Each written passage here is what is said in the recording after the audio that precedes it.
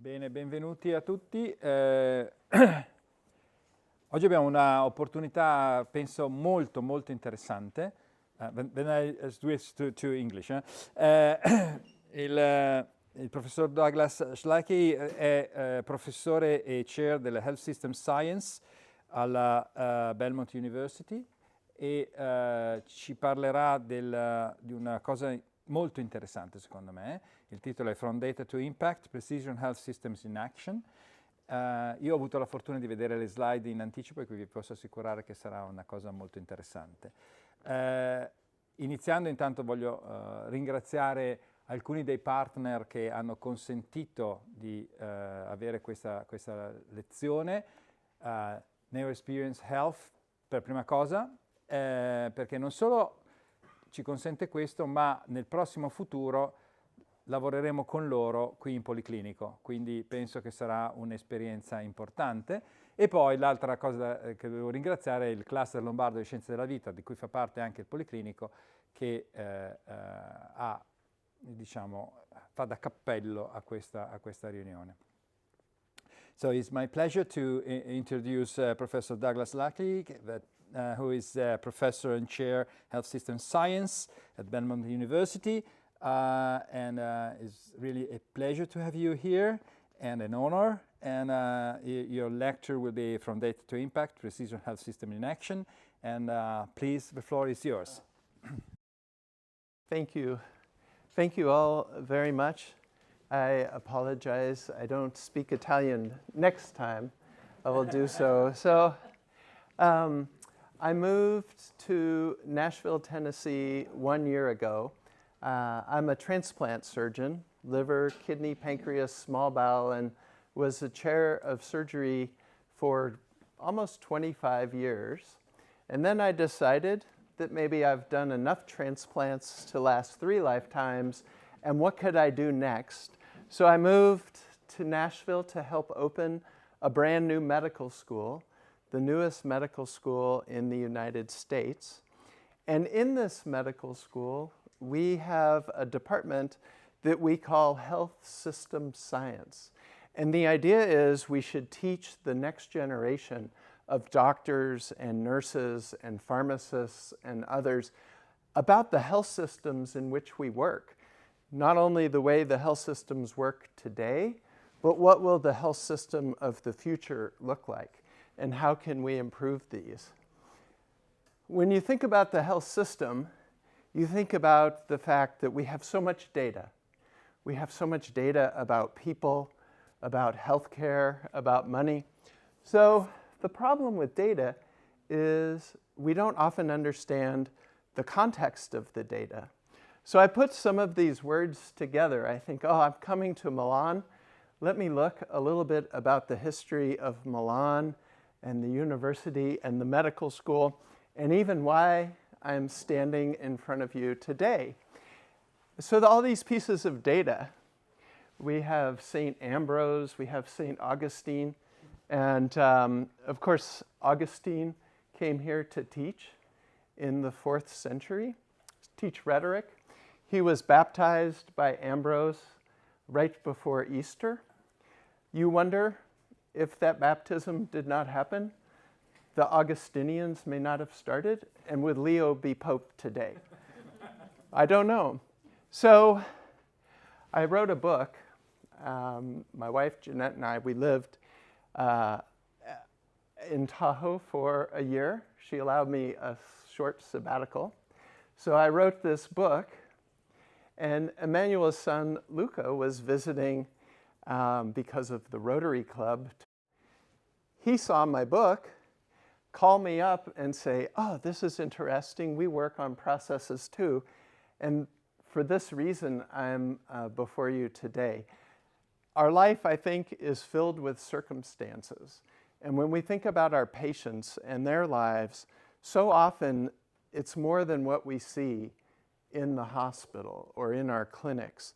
The life of the patient extends far beyond that. And the health system in which the patient works and lives and the way their family lives is much more than the time we see them in our operating rooms or in our clinics But many times we don't understand that. This is 2005. I was the head of the transplant program at Tulane University in New Orleans, and Hurricane Katrina came. This was the street of our hospital. The hospital was closed for 6 months while they did the repairs. So we evacuated all the patients of the hospital by the helicopter. No one died, which was a miracle.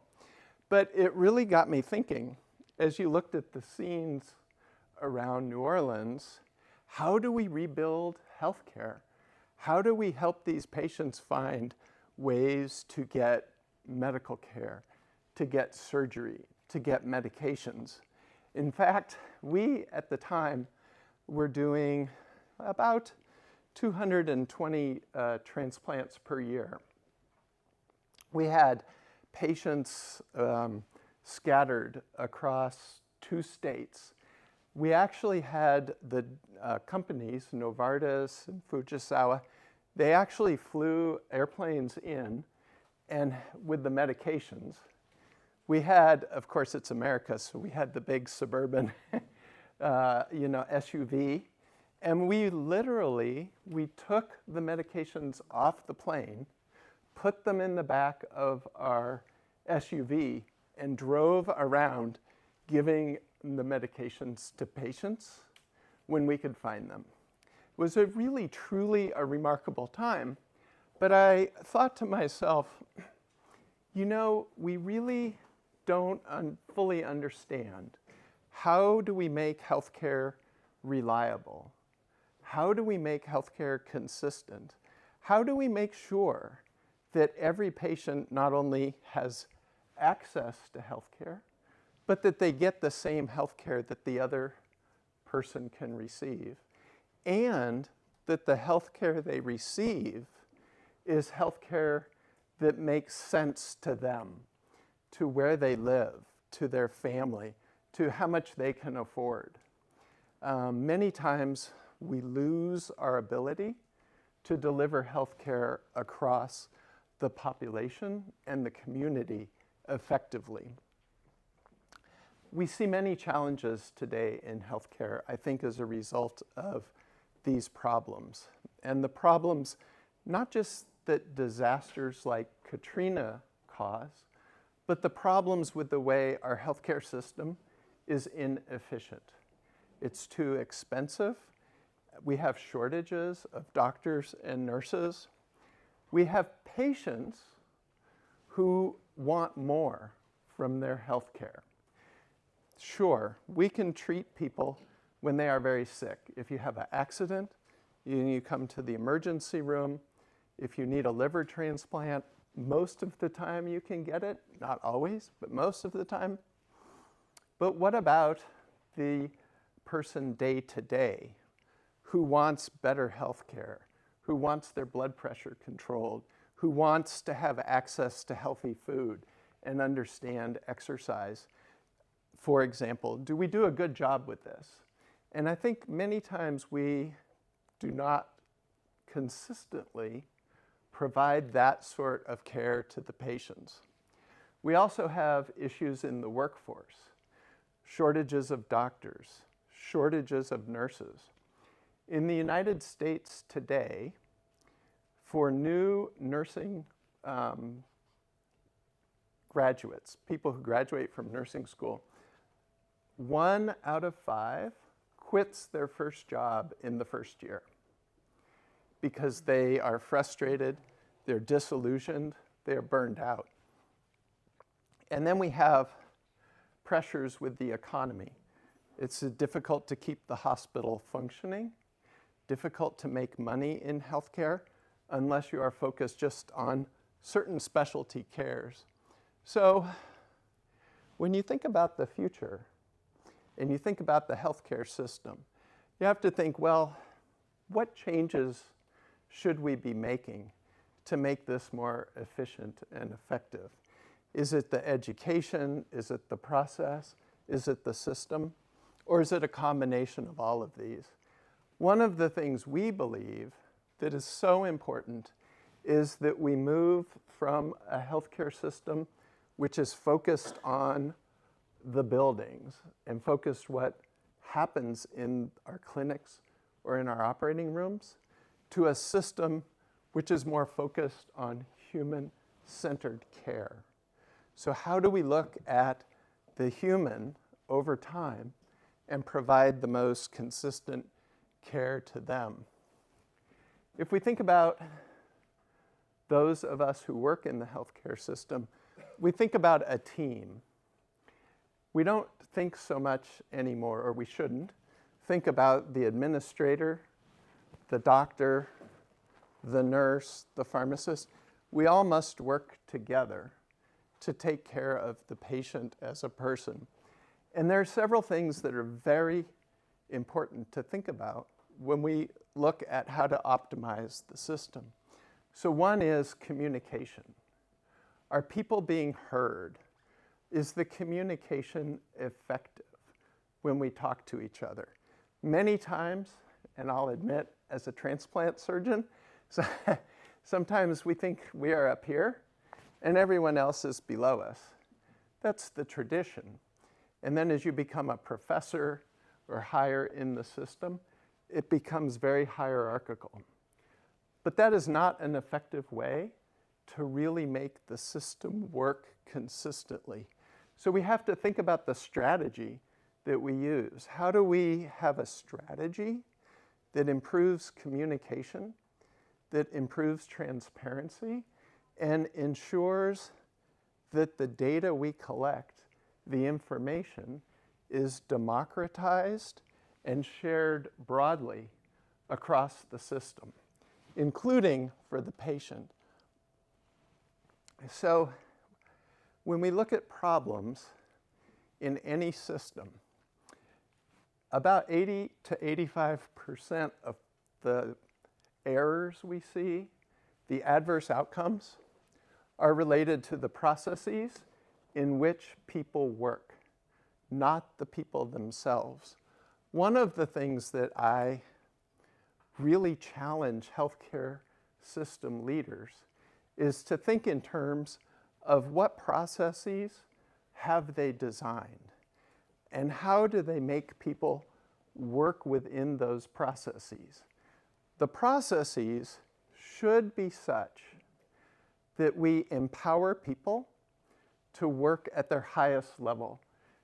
We call it top of license. So if you are a physician or a nurse or a pharmacist, the system in which you work should empower you to be the best that you can be, not to make you work harder to just do your day-to-day job. Management or leaders must find ways to fix the system rather than to blame people. How do we do this? Well, first let me give some examples of why we must do this. Now, we all have our own hospitals or clinics, and when you talk to people, they all say, "Oh, I don't have any problem in my hospital. I have no infections, I have no errors, no one dies in my hospital. That's in the other hospital over here." But we all know that's not true, that we all do have problems. The World Health Organization estimates that over 130 million adverse events occur in hospitals every year. Think about this. So every one of us in this room will someday be a patient, if we're not already. And do we want to be in a system where there are over 100 million adverse events that could be prevented if the systems and the people worked better? It's a really sobering. 80% of these adverse events, at least, are preventable. And this includes developed as well as emerging markets. There really isn't any difference. The other thing we see across the world is, despite the advances we have made in healthcare, the incidence of chronic disease continues to go up. almost nowhere in the world has chronic disease decreased. Heart disease, obesity, liver disease, mental disease, anxiety, and others, they continue to increase. And we say, wow, how could this be? Just in my lifetime, we've done amazing things. I mean, I can take part of a liver from a parent and give it to a baby. That's amazing, right? And probably that little baby will be discharged from the hospital in 1 week now. Really, truly remarkable. But despite being able to do things like that, we have not improved chronic disease for people. We can do kidney transplants even now from pig organs. It's rare, but we can do it. But have we decreased the number of people on dialysis? No, that has gone up. Have we decreased the amount of high blood pressure causing kidney failure and dialysis? No, that continues to go up. So we must rethink the way that the system works and how we are teaching people in it. One of the things in our department that we're really focused on is trying to help people and ourselves understand the difference between data and information. So in healthcare, we collect lots of data. We have information about everything we do within our clinic and within our hospital. But does that, for the physician or the nurse taking care of the patient, does that data actually help them understand where they're going or what they're doing? So imagine, for example, if Google Maps, we all use Google Maps all over the world, right? Imagine if Google Maps, you said you wanted to go from here to the hotel where we're staying. Imagine if it said, well, you can drive 3 kilometers at 32 kilometers an hour, then 2.8 kilometers at 5 kilometers, or you can drive 4 kilometers at 50 kilometers an hour and 6 kilometers at 32 kilometers an hour. Which do you want to do? Well, if Google Maps gave us that data in that way, none of us would use it. That's not the way it works. It gives us information. It analyzes the data and tells us here is the best route, the best time to turn left, the best time to turn right. In healthcare, we have data, but rarely do we actually get information when we're caring for the patient. Here's a good example. So in the United States, the average patient with type 1 insulin-dependent diabetes sees the doctor or is in the health system 6 hours per year. And you say, wow, that's really good. Insulin-dependent diabetes, they're only in the doctor's office 6 hours. It is good, but we take the information from those 6 hours and we think we understand the patient over the entire rest of the year. Well, there are 8,760 hours in a year. So we take the data from 6 hours and we say, Doug Slickey, we understand the other 8,750 hours of your life. That's ridiculous. But that's what we do as doctors. We look at a small windows of time, we collect that data, and then we extrapolate it, and we say, well, we understand how you should live the rest of those 8,000 hours. Really ridiculous. So how do we change this? What's the next evolution of our healthcare system? Well, when we collect data today, we collect data because of the need within our healthcare system. Billing, how to write prescriptions, what we need to know within the 4 walls of our clinic or the 4 walls of our operating room. We don't collect data for long-term healing. We don't apply the information over the 8,000 hours. The other thing is, and maybe this is particular to the United States, but I suspect it's everywhere, billing, charging of patients for care, is a huge priority of administration. And you say, well, of course, Doug, they have to pay for the lights, the building, the physicians, the nurses, so we do need revenue. Fine, I acknowledge that. But the same data that we use for billing, should it be the same data that we use for taking care of people? Probably not. They should probably be two different things. Think about the airplane we flew over on United Airlines. Think about whether United Airlines, if their priority was only billing for the cost of the flight, and their priority was not safety. How do we make sure the pilots are trained? How do we make sure the aircraft is safe to fly? How do we make sure air traffic control is working properly all the way across the Atlantic Ocean to Milan? You would say that was crazy. So if you were running an airline, you would have the data for billing, but most importantly, you would have the data for safety to make sure that when you got on the airplane, it was a safe experience. In healthcare, we put that data together. We don't distinguish between the two of them. The other thing is, and I think this is so important, the last 2 points.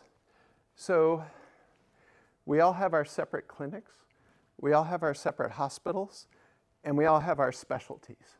And the data we collect from our patients tends to be within those silos.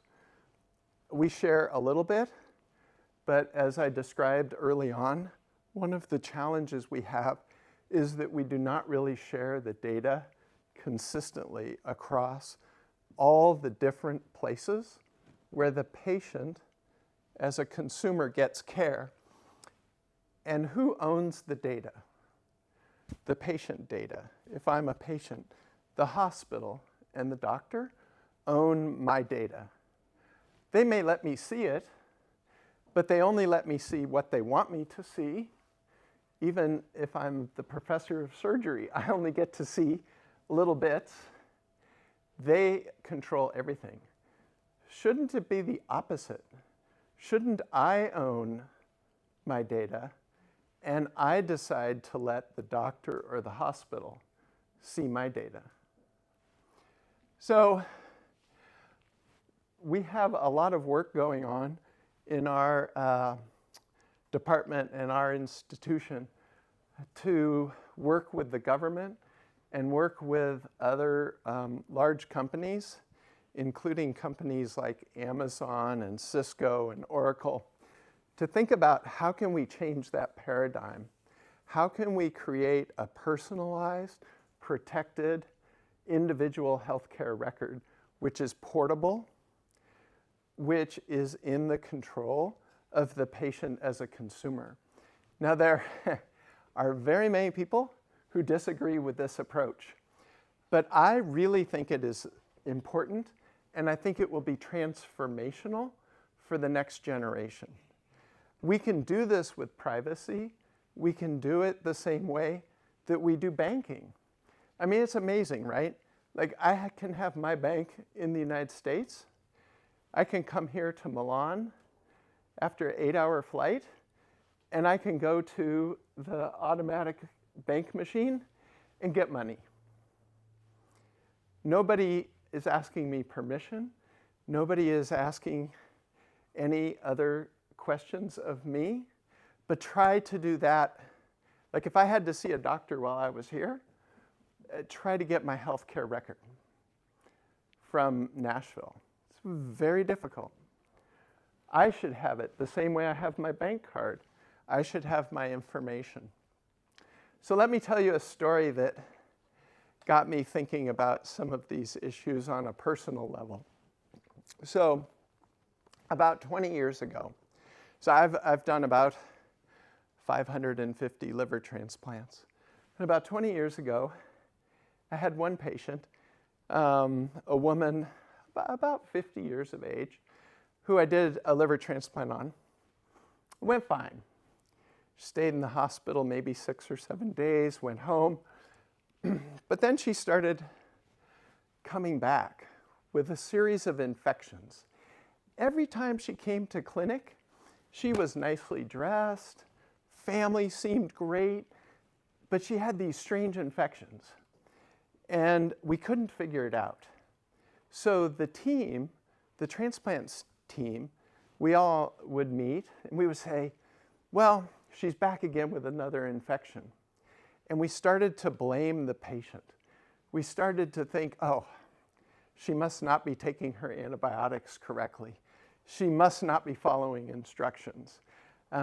We've tried and tried and tried, but she keeps coming back. So we actually started blaming the patient. Well, there was one weekend where my wife and I were driving to see some friends, and still to this day, most of my patients have my cell phone number. So they text me at Christmas to let me know they're still alive, which is amazing when you have transplant patients. But anyway, we drove to see some friends, and I said, well, you know, this patient who keeps coming back with the infections, she lives nearby. Let's stop off at this little town, it's a very small town in southern Louisiana, and let's see if we can find her. Well, we didn't find her, but we found her house. And, you know, I said to myself, we didn't know our patient. We didn't know how she lived. We didn't really know where she lived. And so all of a sudden, I said, well, no wonder she's getting these infections. We need to change the way we think about our patients. We need to move from just thinking about medications and prescriptions to thinking about how does our patient live. So there's, just in that time, excuse me, that was 20 years ago. As you know, there have been some amazing work done to show that what we do in our hospitals accounts for about 40% of patient outcomes. That 60% or more of overall outcomes are related to activity, to community, to spirituality, to nutrition, to where you live, like my patient with the liver transplant. So no matter how good we are as physicians, unless we really understand our patients, how they live, the context in which they live, we can never truly think about long-term health and how to improve it. So how have we gotten here? Why are we in this place we're in? In my book, I argue that a lot of the cause is because we have taken a complex system and we have tried to reduce it to a linear construct, something that we think is highly predictable and that we can understand and control. So there are 3 kinds of processes. The simplest one is a linear process, sort of like making a car on an assembly line.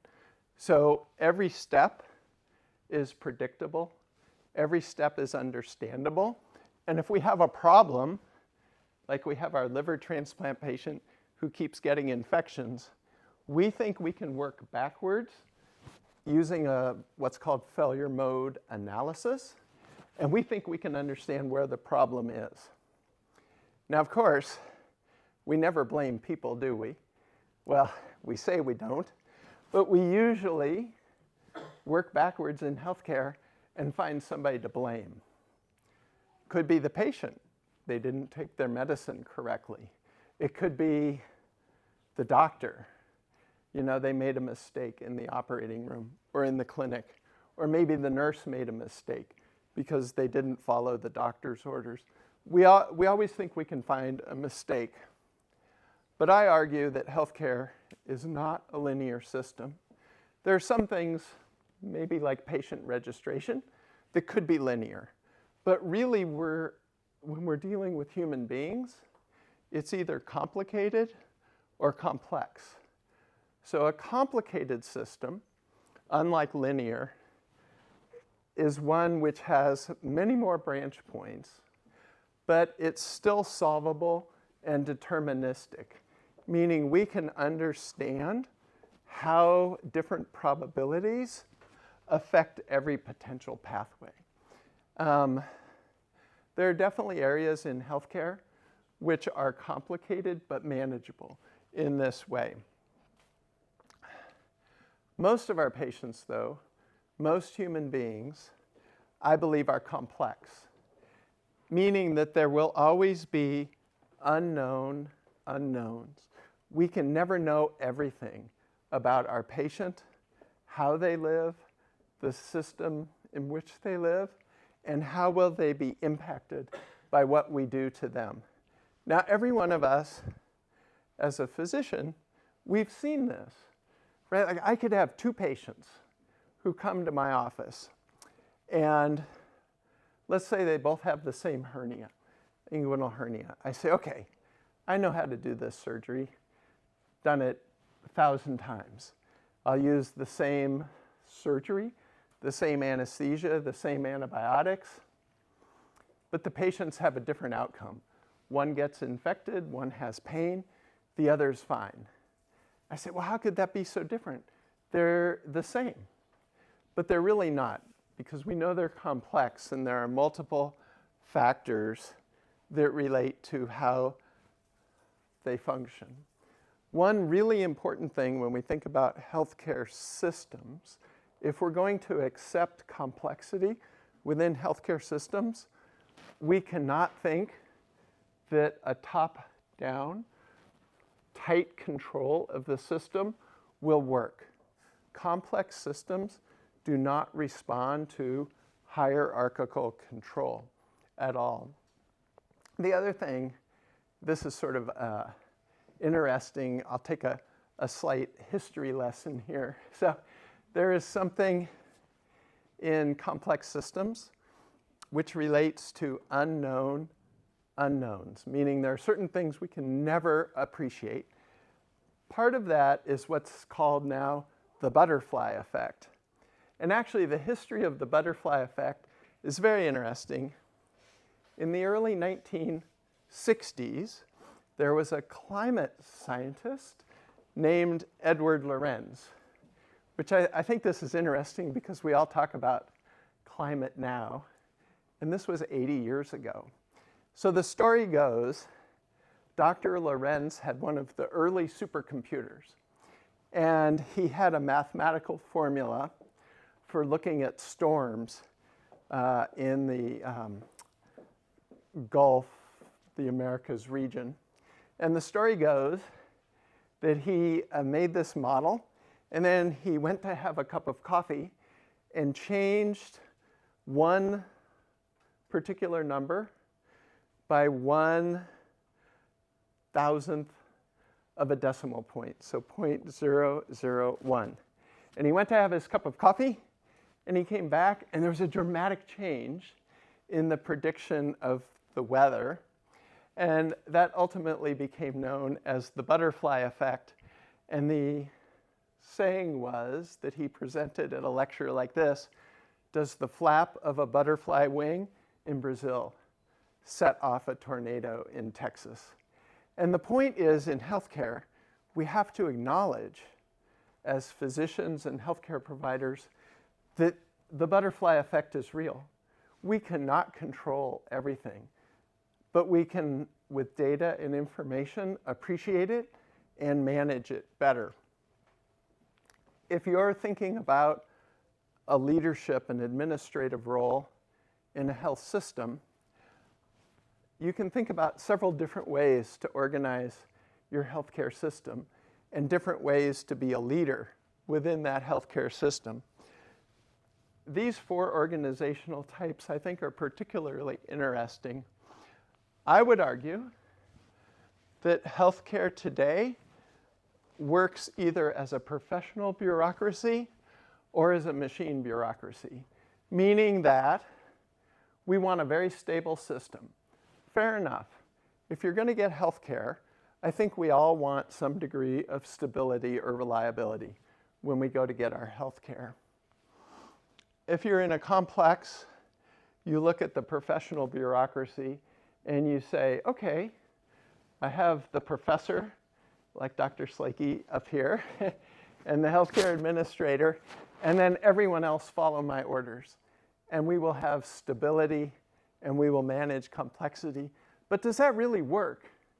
Can you really work from a centralized bureaucracy, especially as our healthcare systems get bigger? My endowed professorship is from a healthcare system called HCA in the United States that runs about 190 hospitals. 190. Can you centralize control over 190 hospitals and assume that everything will respond to the individual patients, the communities that they live in? No, you cannot do that. I think, and what we advocate for, is what's called adhocracy. And adhocracy is a more flexible structure that still engenders stability and in particular appreciates the ability of the professional to work within a complex environment. The difference with adhocracy from a bureaucracy is adhocracy pushes the decision-making out to the front lines and assumes that the people on the front lines, so where the patient and the doctor are interfacing, that the front lines, we have adequate training, we have adequate information, and we have adequate resources to empower people to perform their best. So in an adhocracy, the responsibility of the leader becomes not controlling other people, but becomes empowering them to do their best and to provide them the information and the resources they need to be effective. Whoops, I went backwards. That was the butterfly effect. So I won't go through this whole slide, but many of these issues I touched on. The benefits of adhocracy are really allowing for the best evidence-based delivery of healthcare while also encouraging innovation, encouraging dynamic teams to respond to what they're seeing in front of them, using situational awareness, using their training to be able to respond effectively. I think for many people in administration, the biggest challenge with adhocracy is that you have a more horizontal or flat organizational structure. You don't have a traditional, very rigid hierarchical structure. So that the leader's job is not, again, one of control, but it's one of influence and management. It's interesting helping to open a new medical school because we struggle a little bit with how should we change our education of the next generation of physicians. Traditionally, when you think about the best physicians, the one held in highest esteem, those are the ones who we think have the most command of knowledge of their specialty, who really have memorized the most data related to what they have chosen to practice. But there's a couple of problems with that, not the least of which is that the information that we're gaining, even evidence-based information, continues to increase exponentially. And it's at the point now where to expect one human being to have command of medical knowledge is a fallacy. It's impossible. And we know that even very esteemed practicing physicians, they really only know about 20 medications on average that they routinely prescribe. Even if other medications in newer classes might be better, they revert to what they are comfortable with and what they are used to. So we're trying to change this so that the next generation of physicians aren't focused on memorization, but they're focused on three things. How do you ask the right question? When you see a patient, how do you make sure that you are asking them the questions which will get you the ability to understand the information that you need to access? And that's the second thing. How do you access information effectively? And how do you distinguish evidence-based good medication from anecdotal, not so strong information? That's a challenge. ChatGTP may help us with that, but not always. And that gets me towards the end of the talk, as this all comes together with this idea of precision medicine. So there's several different ways that the term is being used. Most commonly, I think, precision medicine is being used in the context of targeted genetic therapy or targeted immunotherapy. And of course, that's very important. But when we think, again, beyond the walls of our clinics, beyond the walls of our hospital, precision medicine takes on a different perspective. And precision medicine becomes, how do we ensure that the treatment we're prescribing is the most precise, most accurate, and best for each individual patient we're seeing? So,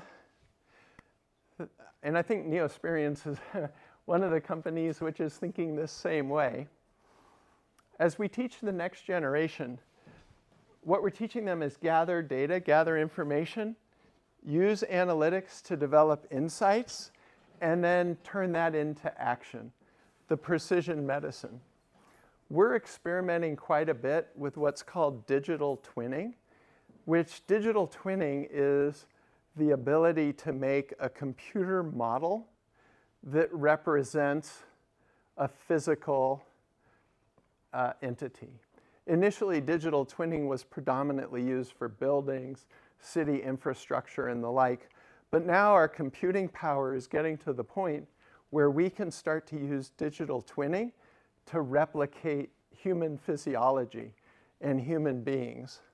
We're able to take genetics, physiology, medical history, and the context of health, so spirituality, community, how the patient lives, blend that together and start to understand how can we give precision prescriptions to each individual patient. Some important things to think about in this: data privacy and safety obviously is important. We firmly believe in democratization of data. So as we accumulate more of this information, we want to share it broadly, not just with high net wealth individuals, but with people broadly across the community who could benefit. And I think it's really important to understand the continuum between the individual patient, the community, and populations. Because using these tools, we can really start to influence population health and start to bend those curves of chronic illness that we saw earlier in the talk. We like to say in our department that we're trying to add years to life and life to years, both. And we're doing this by moving from a system that is reactive to acute illness to a system that's focusing on proactive care over time for the individual. A lot of elements, and I'm the first to admit some of these are controversial and challenge the status quo. But if we don't start to change, imagine it was only 20 years ago when the iPhone was first released. And there were many people, including famous economists like Milton Friedman, who said, why do I need a device like the iPhone to make a phone call? Why should I spend $600 or $1,000 for the iPhone when I can spend $35 to make a phone call? But now everyone around the world has iPhones. And so if people didn't think of being innovative and outside the box, we would never change. I'll leave you with 2 more thoughts. One is the concern, will AI steal my job? So as a physician or a doctor or a pharmacist, is AI going to take my profession and my job? I don't think so, because I think we always will need human beings in the loop. As long as we are caring for other human beings, we need human beings to be involved. We need to address bias. We need to review the outputs and make sure they make sense using our situational awareness and experience. We need to guide decisions as people, and importantly, we need to identify error and rectify those in real time. Machines will not be able to do that consistently the same way human beings can do it. So in my book, the last chapter is on compassion, because I believe that should be the foundation of everything we do. In healthcare, we so often create dichotomies, us versus them, nurses versus doctors, nurses and doctors versus administration, everyone versus the government and insurance, right? But the reality is, at some point in our lives, each of us will be a patient and each of us will be a caregiver. So it's not us versus them. We all have to be the solution. It's about us. And this is one of years ago, I was fortunate enough to be able to meet the Dalai Lama and spend an evening with him. And this is one of the quotes I remember him saying. So thank you very much. I can't tell you how much I appreciate the opportunity to be here, and I'd be happy to answer any questions.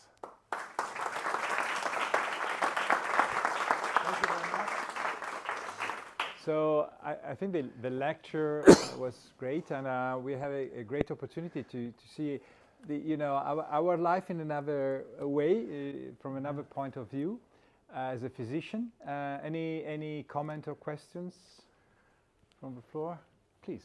Yes. Just to break the ice, I guess you mentioned the airplane system security before. Yeah. Money. I read 2 years ago now the checklist manifesto. Yes. And it should be more and more applied in health system. You remember that book? Yes, absolutely. So, that's a great example that one of the challenges and I think this is the reductionist way we look at healthcare.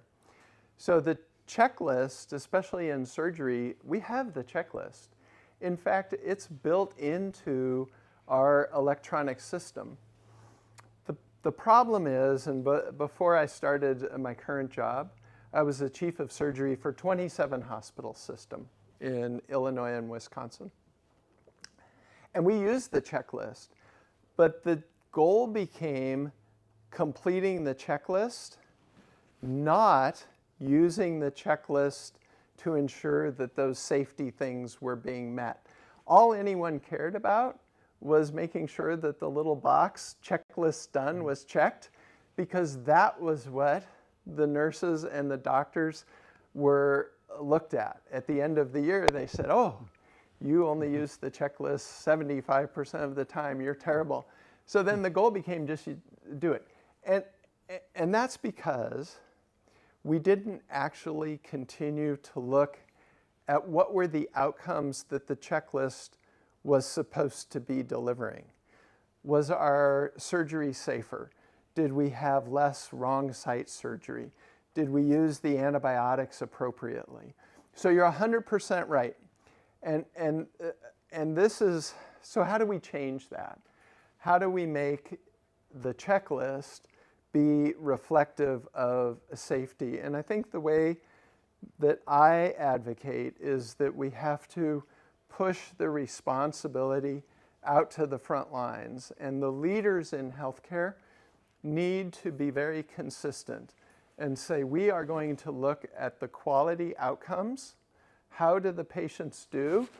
And then the processes, like the checklist, that make those outcomes occur will reinforce those, but only if the quality is the true outcome that we're measuring. Can you elaborate a little bit about the ad hoc Oh yeah, adhocracy? approach?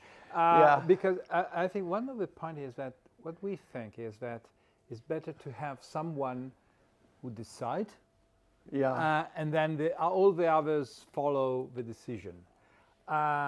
At the end of the day, our organization is like a pyramid, Yeah. where you have the head, and everyone look to the decision and to the how the head approach for everything. Yeah. So at the end of the day, to control the situation, our idea is to have someone who's up in the hierarchy, and then all the others can discuss about. But we need one leading the situation. Yeah. So adhocracy is interesting. I just briefly, from a historical note, the term actually was created in the early 1960s when President Kennedy made the challenge to the United States of putting a man on the moon. And NASA, who was responsible for that, felt they had two options. They could have a system where one person would make a decision and then send that down and have the people carry out the decision. Or you could create teams of teams where you put expertise together and allowed them to be innovative and creative. Now, sure, you still have to have somebody at the top who's ultimately responsible. But the adhocracy idea is that there's a permissiveness that is related to our trust in people, the fact that we emphasize adequate and continual training of people, and that the lines of communication are opened. So that we can understand what's happening. It's important to realize that adhocracy is not fragmentation, but rather a continuum. And so I think a way to consider this is, instead of having one person be accountable for everything, we have professionals who are more responsible for what they're doing. So the responsibility is pushed down, but we must have the mechanisms to understand what are the results, what are the outcomes we're looking for. Like that checklist, you know, if you believe in adhocracy, the outcome has to be the best patient care, the best patient outcomes. It cannot be just checking a box to say we did this, and that in and of itself is sufficient. Did you have a question? I saw the chart related to the chronic disease, and I've used that one also in my presentation. I realized one point that you made. None of them are decreasing. No. In your opinion, why is this happening? I mean, why not a single one we Yeah. see reduction? Because this is very important also, because the cost of the healthcare Yes. related to this the chronic diseases. Yeah. You know, I think it's multifactorial, but I think that from the healthcare system perspective, the single, I believe, greatest contributor is that we have focused almost exclusively at the most acute illness, managing the most acute illness. And at a societal and a professional level, we have not acknowledged that the longitudinal health, that chronic disease longitudinal health, is an important outcome measure. And I'm even, you know, I'm guilty of it. I talked to my friend, Professor Streak here, who came down to visit. He and I did the first laparoscopic living donor kidney in Europe 26 years ago, almost this month. And You know, I told him before we came, I said, yeah, I am guilty of publishing so many papers where the outcomes that I stood in front of groups and said were great were outcomes that I thought were good. So reducing length of stay a little bit in the hospital, or you know, maybe a slightly faster surgery or something like this. Out of 200 papers that I've published, I really don't think once did I ask the patient, is this outcome important to you? And I think that, as I reflect on my own career and what I'm doing now, I think that's so important. We have focused internally on what we believe are the right outcome measures. But we haven't focused on what society and people think are the right outcome measures. If we did, I would argue that those curves would start to come down. Because when you think about that little saying that we're using, add years to life and life to years, that's what's important to people. Especially adding years or life to the years that we all have to live, right? We want to be more active. And so we need to change the system to have that longitudinal focus. And that's where we're using digital twinning and this idea of individualized prescriptive medicine to include traditional allopathic healthcare, but also food as medicine, supplements, exercise, community, many of those elements from research like the Blue Zones that we really have to acknowledge are very important and would probably bend those curves. But of course, somebody has to pay for it, right? And there's not a lot of money in people being healthy. We make money because people are sick. And that's a problem. Anything else? Huh? It's very difficult that people are paying for prevention. Yes. Even government. Right. And I must admit, as physicians, perhaps sometimes we are the worst at taking care of ourselves. We tell everyone else to exercise, but we say we're too busy. You know? At least I did for years. Well, gosh, yes, Martin. As I said earlier, there's no glory in prevention. I think this is one of the big failures we have in our system.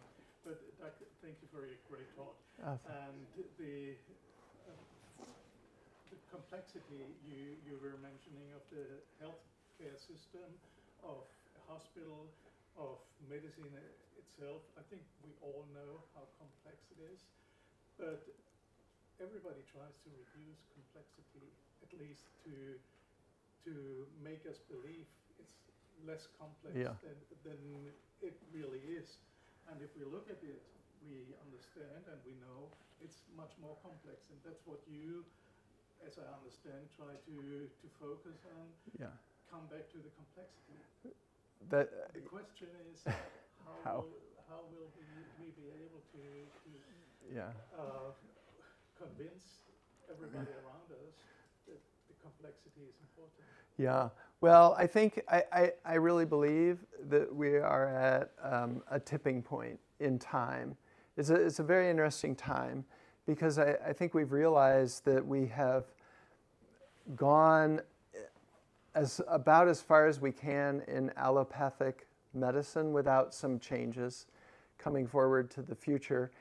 And at the same time, we have this amazing explosion of what we can do with technology beyond our wildest dreams. And that's increasing every single day, what we can do with technology. And if we can harness that power, and the way I think about it is harnessing that power to optimize the human performance of the people who care for patients, the human performance of the doctors and the nurse. And this is really where I think the difference is going to come, where we can aggregate all of that data, start to provide information that will allow us to align resources effectively with individualized patient need.